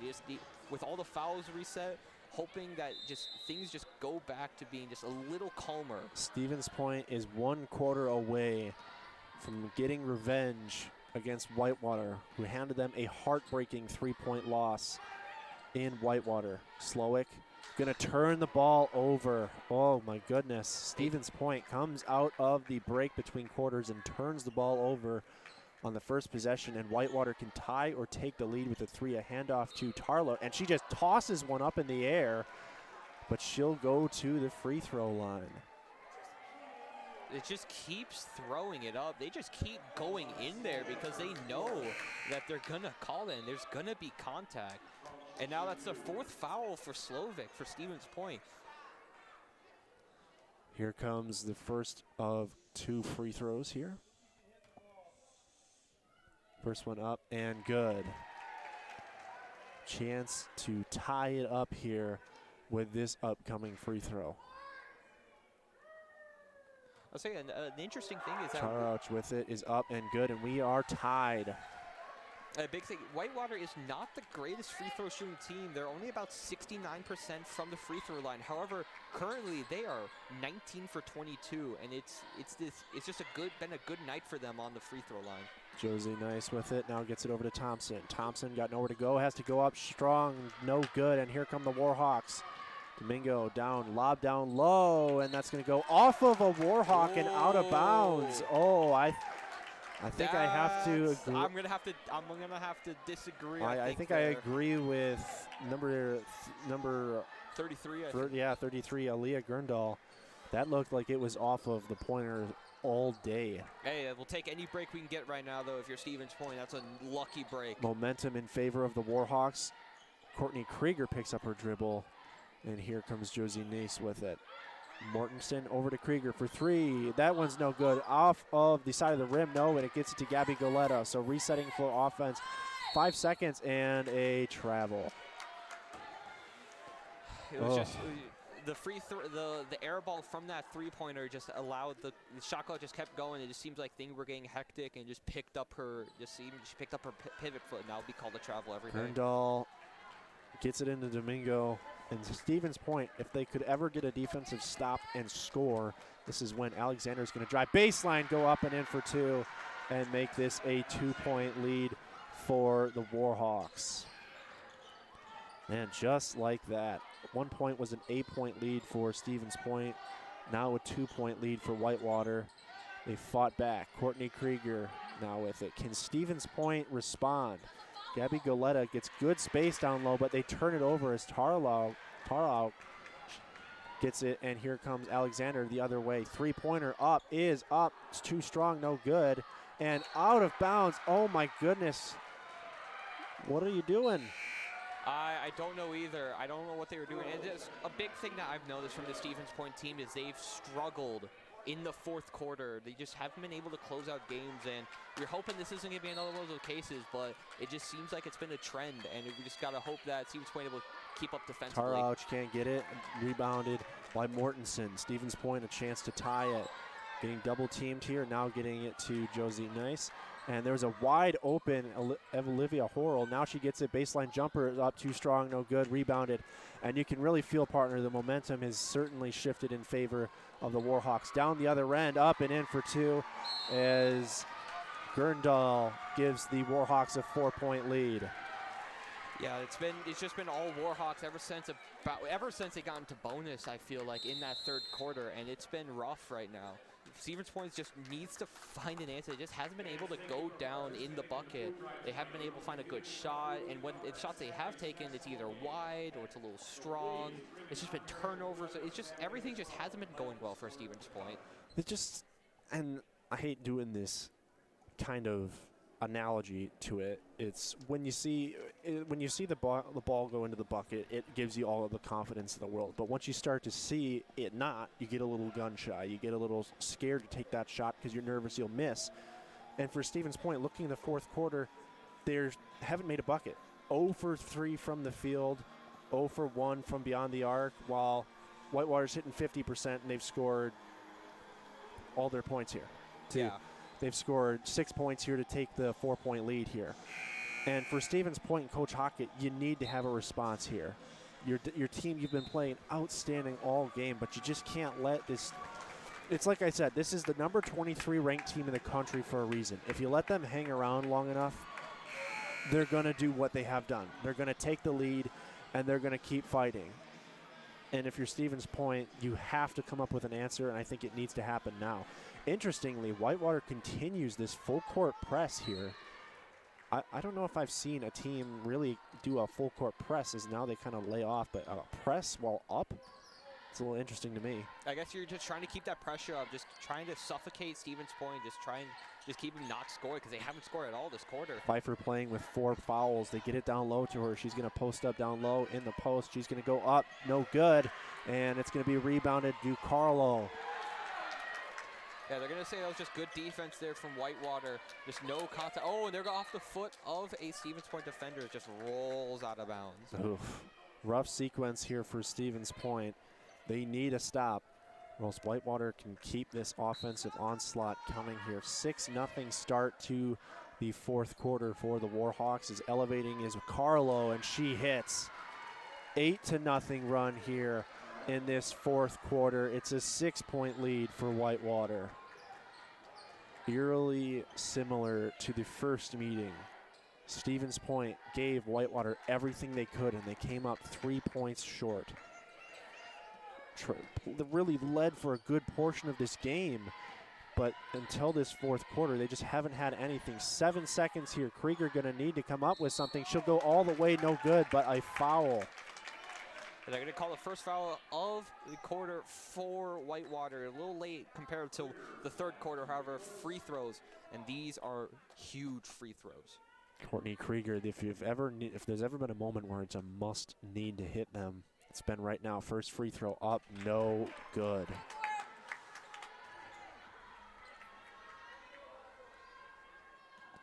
Second free throw up and coming for Krieger.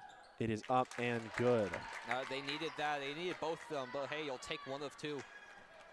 6:35 to go here in the fourth quarter. Stevens Point needs stops and they need scores.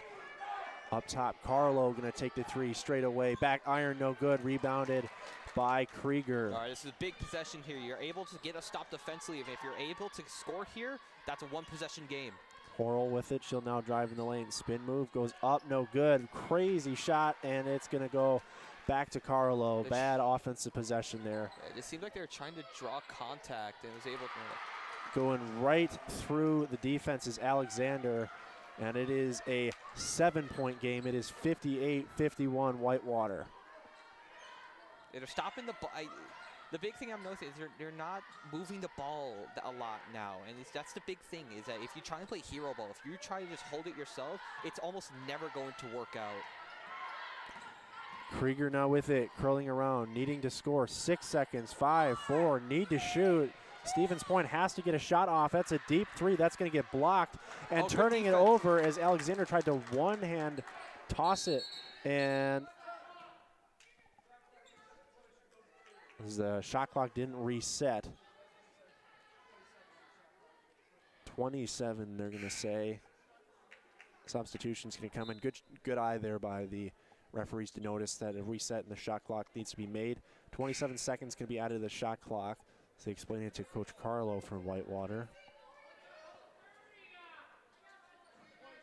Stevens Point now needing a score here.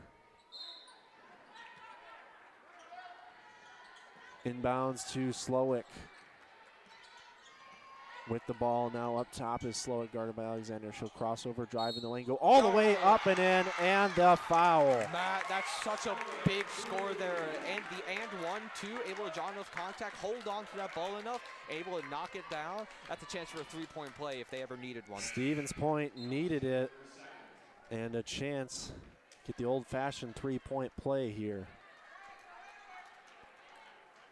Got to hit it, though, and this has been an area where Stevens Point has struggled, is their free throws. First shot up is good. That's a 4-point game now. You're able to get three there, cut the lead down to 4. It's do or die time. It's time to take a stop if you need one. Domingo with it. Now with Belcher. Now she picks up her dribble, kicks it up to Tarauch. Fakes the screen, now drives baseline, tries to reverse it, goes up, no good, and rebounded by Thompson. All right, it's time to see, can Stevens Point have an answer now to this onslaught by Whitewater? Tarauch trying to say she got hit in the head for a foul. Good defense there by Carlo. They get it down low and almost turning it over, and that's going to be a foul on the Warhawks. Yeah, it seems like when she fell down, she tripped, I think, Slovic, and that's going to be another foul. That is going to be their 5th foul for number 44, Abby Bleschler, for Whitewater, and that's number 3 in this quarter. Bleschler is done. And looking at that 6-foot senior, one of the tallest players on this team for Whitewater. That allows Stevens Point's main, biggest strength, and that's pain. That opens it up a little more now for Stevens Point.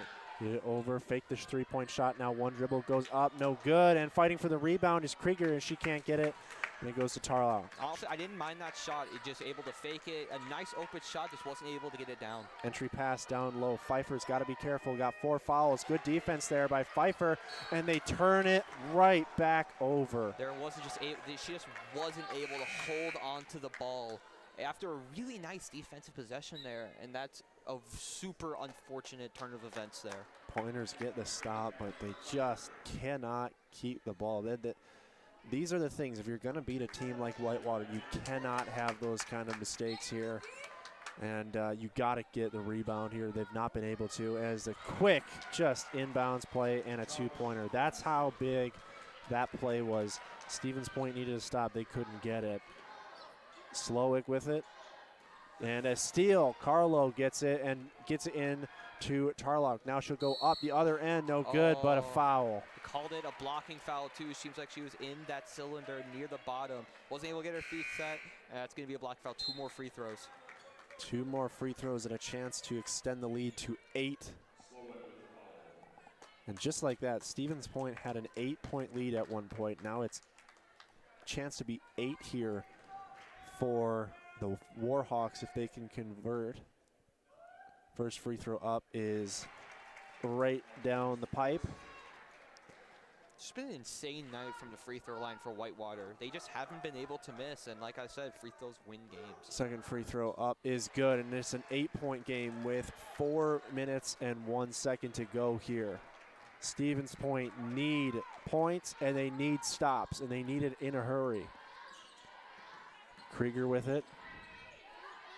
Picks up her dribble, gets it to Goleta. Had an open shot. She'll take it, and that's too strong, no good. And the rebound counting, and a foul. That's a loose ball foul. You can't do that. I understand that you want to try and you're down 8. You want to try and get that rebound. However, it's those hasty plays there that will ultimately will get called, and that's the 3rd foul for Goleta. Stevens Point is just really, this one just got away from them. Because they had the lead, they had the 8-point lead, they had control, and now the Pointers in danger of going down double digits with under 3 minutes to go here. Screen. Carlo now with it. Good defense by Stevens Point so far in this possession. Can they finish it off? Carlo with between the leg dribbles. Now she has it. Elevates free throw line jumper. That's short, no good. And an offensive board going to come and fighting for it. And that ball is going to be a jump ball, but it's going to go to the Warhawks. Again, it's the loose balls. It's the loose ball there. That's the second time this happened this quarter. Just wasn't able to hold on to the ball. So the possession arrow favors the Warhawks here. 3 minutes and 11 seconds to go. Inbounds pass coming here. And it's taken here by Domingo. This is an area where you're going to start seeing Whitewater's not necessarily going to just kind of take up every possession, but they want to get rid of this clock and just get out of here with a victory, and that's a turnover. Just went that it seemed like that pass was intended for a 6th person on the floor. However, you're only allowed 5 in basketball, so it's going to be out of bounds. That is true, and looked like that was an inbound, or it looked like, I mean, Whitewater in their defense, Whitewater wearing black jerseys, referees wearing black jerseys. You've seen that on Shackton a Fool a few times, especially with good pass right there. Beautiful pass, got to convert, and it gets her pocket picked here as Domingo with a great steal, and things just cannot get going here for Stevens Point. Got to bear down here defensively with 2 minutes and 30 seconds to go here in the 4th quarter. Down low, pass to Baumgartner. She's going to try to go up, picks up her dribble. Instead, she puts it up and in for 2. I think they missed it's a 2-point lead, it's a 10-point lead, but they certainly missed a travel. Yep, they did. Yeah, they definitely did miss a travel there, and it's now a 10-point lead, and things are looking dire. Stevens Point down by 10. And got to credit the Warhawks here. The intensity in this 4th quarter for them has allowed them to take this lead here and really take control. But for Stevens Point, this is going to be a hard pill to swallow if you cannot come back in this one in the final 2 minutes and 25 seconds, because you had control of this game. Yeah, 8-point lead, a chance to push it to 10 or maybe even 11, but they just couldn't do it. And now Whitewater's going on this crazy run here. Stevens Point has scored 4 points in this quarter. nothing has been able to fall down for Steve if you're Stevens Point. And you know, it's been a combination of just shots not going down, sloppy plays, turnovers, foul.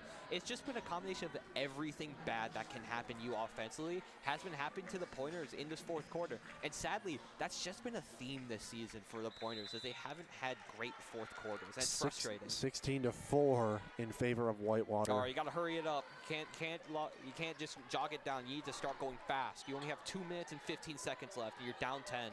Josie Nice now with it. Stevens Point has to get something going here. Can't take too much time off these possessions here. Now to get it down low.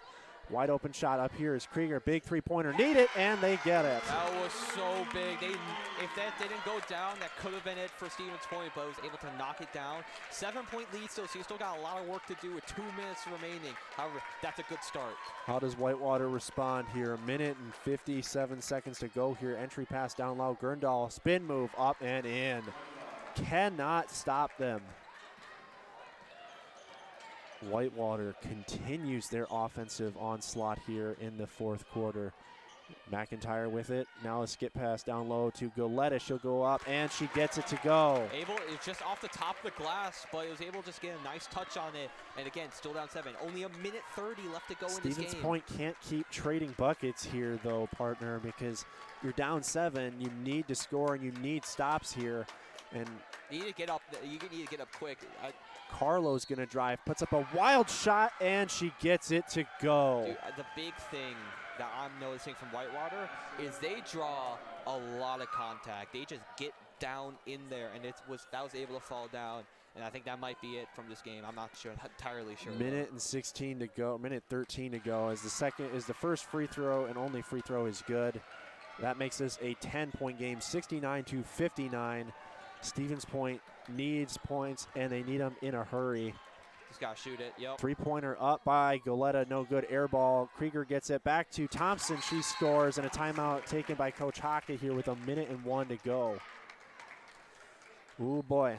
Is this going to be kind of a Texas A&M versus Northern Iowa 2016 tournament? Down 12 with under a couple of seconds, under 40 seconds, and they come back to tie it and get to overtime, but you need a lot of things to go right if you want that to happen, and it just seems like nothing is going right for the Pointers. But you got a minute, and crazier things have happened in the game of basketball. If you're Coach Hockey right now with a minute 1, do you start the trap here and try to get a turnover, or do you play defense? Because Whitewater, if they can play defense, or if Whitewater can take this clock all the way down and score, that would really just put this game out of reach. That's all right. I was being a little blunt there, but yes, I think you start trapping. You got to start just getting pressure. You need to do what Whitewater has been doing to you all game, and that's been pressuring you and just making sloppy plays. And I think the trap is probably the best way you can kind of do it, especially if you're down 8 points. If you're down like maybe a possession or 2, I would say maybe play back a little bit. I would still put on the press, but you didn't really need to go all out. But now it's desperation time. Use all the tactics you got. You just got to go full on. Got to get points, and you got to get them in a hurry. Only 61 seconds left in this game. A game where you have played really well against a nationally ranked team. And there's going to be a little full court press being applied here by Stevens Point. Inbound pass and a double team right away, looking for that trap against the taller player, and now they get it, and very wisely, and now Stevens Point's going to start the fouling here as they need to. Tarlouch will get it, and a chance to make this a 10-point game. That's a foul on Nice. Yeah, 53 seconds left. They had the chance at a trap, but breaking that, really good credit there down low to Gerndahl. First free throw up is good. Everything has been falling for them in terms of free throws. They are 23 for 26. Second free throw chance to make this a 10-point game again, and maybe put a bow on this one. Is up and good. 71-61 is the score. Man, it's almost a little insulting to some extent to play full court press with under a minute to go. That's interesting. They're still playing full court press. Like, you got to go. You got to shoot it. Got to shoot it. Krieger, got to have it. That shot's up, short, no good. It's going to be rebounded by Tarlout, and that's going to be a foul by Stevens Point. Oh, they got not foul. It's a jump ball. It'll be a jump ball. And it's going to be possession of point. But like I said, that's pretty. That's a little insulting. Up by double digits with under a minute to go, and you're still doing full court press. I get you want to let the time to be taken off, but still. At some point, when do you just call it off? Because three-pointer by Thompson straight away is good. Thompson has just been insane from the three-point line. Inbounds pass here. Tarlouch going to get it, and a tough foul, and a little bit of acting there by Tarlouch as McIntyre is going to take the foul. Pointers down by 7. I'm going to say that's Josie Nice, not McIntyre. 37 seconds to go here in this one. Hey, Texas Tech, Northern Iowa. Texas A&M it was. Oh, Texas A&M. No, you're right. You're right. First free throw up is up and good. The thing was, Texas A&M kept getting stops. Fair. While Stevens Point has just not been able to. Second free throw up and good. And credit Whitewater, they've made their free throws. Still and going. A foul. I can't believe that. I mean, you're up by 9. Domingo fouls, and I guess maybe it's not a shooting foul, but I don't get it. I don't. You're up by 9 with 36 seconds to go. I don't get it. I get you want time to come off the clock, but there's no reason other than a little bit of. I mean, this can be perceived as poor sportsmanship here. You're up by 9. Chuck up a 3. You need to shoot it. Three-pointer up is up. Too strong, no good. And that ball is going to go to the hands of McIntyre. You need to shoot here. You're down. McIntyre gets it. She shoots it straight away. That one rims in and out, no good. Rebounded by the Warhawks, and that should do it. Yeah, 11 seconds left to go. It just. On Stevens Point, I wouldn't foul here. Wouldn't foul just either. let it go. And Coach Hawkins says let it go. And Whitewater, with a strong fourth quarter, comes into Berg Gym and snatches a victory away from Stevens Point. Man, what a hard pill to swallow. And again, the fourth quarter struggles for Stevens Point continue. Up by 8 at one point in the third quarter, lose by 9. Rough way to go here for Stevens Point. It's the fourth quarter. That's just been the biggest obstacle for Stevens Point. It's the fourth quarter. They haven't been able to close out games, no matter what. It's just, if it was the first Whitewater visit or that game against La Crosse, you just haven't been able to clutch it out. And that's just another hard loss. And what's just been ultimately a pretty just heartbreaking season in terms of WIAC games. For Stevens Point, yeah, now pointers now fall to 11 and 10 to 11 and 10 on the year. As we look at, we get a little bit of update by our partner in crime, Brody Kupski. He says Pointers basketball, men's basketball, loses to Whitewater by 20. Ooh. A little rough outing there by Stevens Point. That'll be something we'll discuss a little bit tomorrow on the Sports Beat here on 90 FM. But looking here at these final scores for Whitewater, before we go into the individual scores, let's look at overall statistics. Overall field goal percentage for Whitewater, they shot 43.8% from the field. They were 21 for 48. 5 for 11 from beyond the arc. They shot 45.5% from 3 and an outstanding 26 for 29 from the free throw line and 89% from the free throw line. Looking at Stevens Point, they shot 41.1% from the field and 44.4% from 3. Problem is they shot 62% from the free throw line and only went to the free throw line 16 chances at the free throw line. Only 16 chances. Well, Whitewater had 29. Yeah, that's the ultimate big killer. Looking at, and Aaliyah Grundal with 24 points and a great game overall for Aaliyah Grundal with 7 rebounds. 24 and 7, great game, as well as Maggie Tarrouch with 14 and 7. Just really good, 15-7 and 14 and 7 for Casey Carolo. Really good game overall by the Warhawks. And Stevens Point, Alexa Thompson, 27 points and 7 rebounds. Outstanding performance by her. Just unfortunately, Pointers just couldn't get it. It was in a losing effort.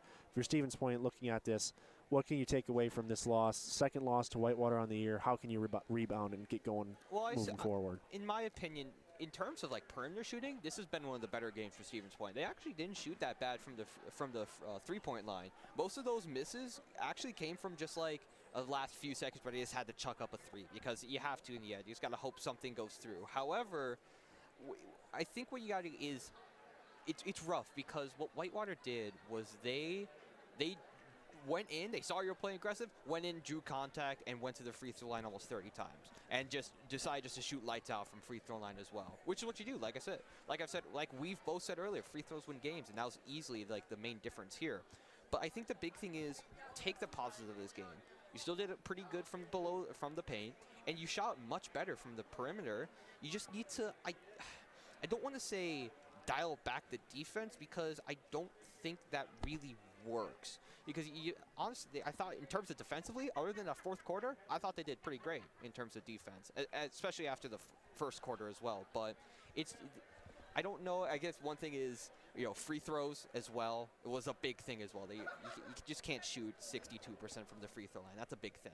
That's 6 points you could have had there. Right, and so I think you outlined it perfectly. Stevens Point just needs to keep hitting these. They need to hit better statistically from the free throw line because that's what wins you games. That's what wins and lose you games. And looking at the Warhawks' advantage at the free throw line, they had 13 more chances at the free throw line. And look at the final score was a 9-point game. If Stevens Point, half of that, this is a lot closer game, and you never know what the outcome is. But Stevens Point, they fall to 11-10 on the year and look to try to get back into the win column in their next game. Well, partner, that's going to do it for me. I don't know if we have much more to say here, but this has been a fun one for sure. It's always fun to call these games here in Berg Gym. So for my partner, Ashton Parker, I'm Will Haroldson. I also want to give a huge shout-out to Maddy Larson for the camera work. If you were watching on the SPTV broadcast on YouTube, she did a great job with that.